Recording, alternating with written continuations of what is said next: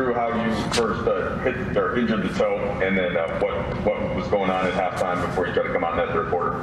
Yeah, in the first quarter when I came out, Brook had stepped on my foot, and I didn't really think anything of it. I came back in the second quarter and it was hurting a little bit more, and then after halftime, I finally took my sock off to look, and my whole toenail was gone.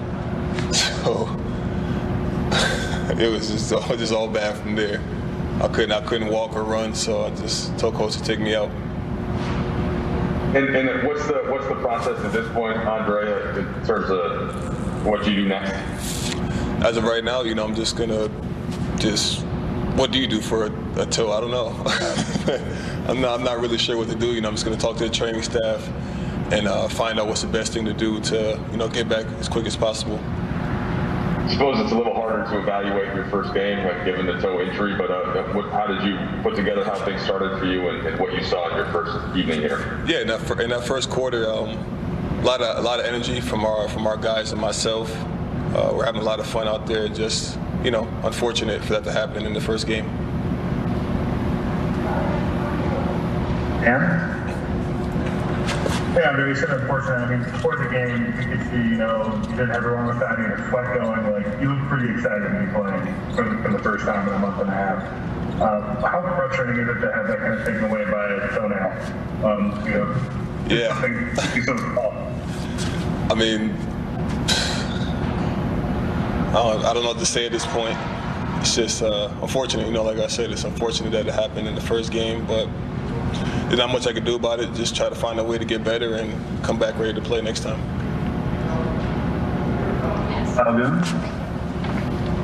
Hey, Andre. Still trying to process everything you're saying just now, but was there any measure of relief that you got when you learned that the X-ray came back negative and that there, isn't the potential for a really long-term injury? Yeah, I was definitely very happy to see that it was a negative result on the X-ray. So it's just a day by day, just icing it, taking care of it, making sure I get it wrapped up to seal the missing toenail that's not there.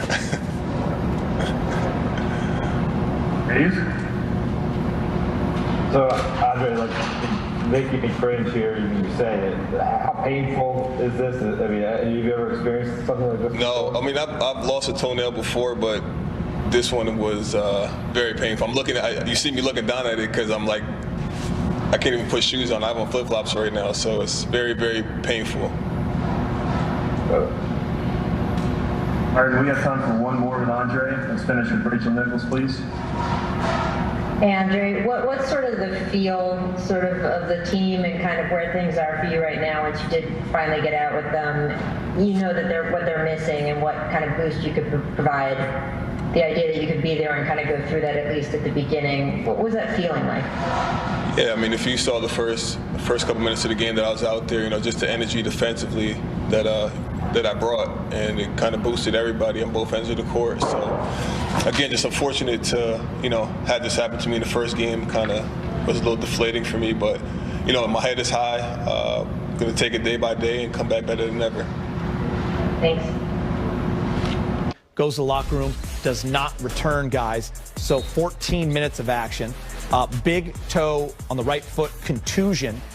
X-rays came out negative, but Andre Drummond did not play in the second half. Part of the game. Drummond hadn't played in a month. 6 weeks. I said regardless of 6 months. Yeah. 6 weeks. 6 weeks, I'm sorry. Yeah. And so I really wasn't expecting like a dominant game. I expected to come in, get used to the team. And I think he came in and played really, really hard. And that's hard to do. After you hadn't been playing for a while, you come out, he's really trying to impress his new team. I thought his energy was really good. I think he got tired a little bit. Unfortunately, the toe is it's part of the game. I really wasn't expecting him to come in and turn things around immediately. We got what we wanted to see out of him, I think, tonight in one game, 14 minutes. Yeah, and so big, so explosive, as an athlete. I remember Shaq, sustaining a toe injury and something that really lingered for him at certain points in a couple of our seasons. And, it's something to keep an eye on. Not sure if it had bothered him a little bit as he was training and preparing to come in.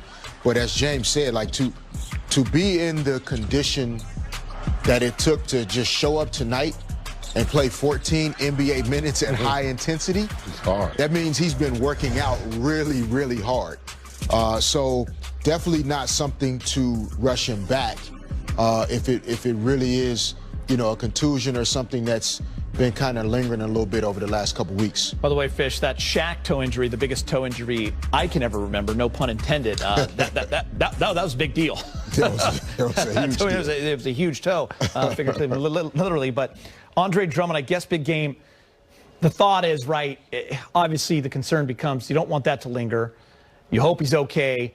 But people think, just a toe, but you're pushing off with that toe. You pivot with that toe, explode, everything. Get off the ground. I mean, it's. Yeah, people think hangnails don't hurt, but they hurt like hell. You'd rather have a sprained ankle or something. But yeah, I mean, don't rush Drummond. I mean, you don't want to rush him back into anything. The toe is part of the foot, and you can't do anything without it. As you mentioned, Gita, it's stopping, it's starting, it's jumping. So yeah, I hope it's something mild and something he can recover from really quickly. But you can't rush it. There it is, Geeter. Yeah, you're getting a big look at the toe right there, Fish. There's the little toe sleeve. Yeah, it's. I was not betting that this would be the header of the postgame show, the big toe. That little toe jam. Yeah, trying to get that sleeve on there, and I don't know. That pain could be like actual bone pain. Bruise. Yeah. So if it's a bone bruise, that sleeve doesn't really, only helps in terms of like, your shoe rubbing against the toe if there's, the irritation. So that helps protect the toe from friction. But if it's a bone bruise, I don't think that was something that maybe just happened tonight. It may be something that he sustained as he was training to prepare to come in. Yeah.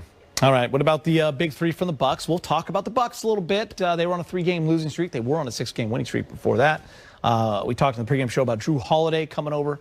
That acquisition was big for them. They were kind of hoping that would make them a contender. They've been pretty much a pretender the last few postseasons. Big game James, a kid out of Campbell Hall, UCLA. Had a big night tonight offensively. He usually doesn't give him that kind of offense, 25 points. Yeah, sought after. A lot of people would have loved to have Drew Holiday because he possesses a lot of basketball skills. We don't talk about his defense. His defense is amazing. Great two-way player. Amazing defense. He's strong. He's like a little fire hydrant. You're not going to go around him. You're not going to out-muscle him. And he's very savvy with his hands. So if you put it in reach, he's really good at staying in front of you and moving laterally. And then offensively, he's a threat. He's strong. Same thing on the offensive end. He's strong upper body, the ability to post up smaller guards and go over the top with soft shots. He would have been a great pickup for anybody. But I think he really adds what Milwaukee needs and will need in a 7-game series in the playoffs. Yeah, he averages 16 tonight. Actually 28, not 25. He had 28. Had that late three. Yeah, just, efficient, man. He plays at his speed. Even as a young player, he doesn't play too fast, makes good decisions with the basketball. Like James said, he's an elite defender. Long arms, even though he's, probably listed at 6'4", 6'5", his arms are really long, can guard bigger players. And, it'll be interesting to see in the postseason with these three guys. Like Giannis, really having another playmaker, decision maker. Put a lot of pressure off him, right? Late in games. It takes a lot of pressure off the ball, having to be in Giannis's hands to create plays. And Chris Middleton continues to get better. All right, guys, let's get you to the highlights. We take you to Staple Day baseline jumper. Markieff Morris. He's going to hit a three, and at that point, we're having technical difficulties, and LeBron James tweets, Spectrum, I'm home watching my Lakers game. Can we display the score, please? Spectrum's going to jump in and say, we're on it, Mr. James, and then LeBron's going to just politely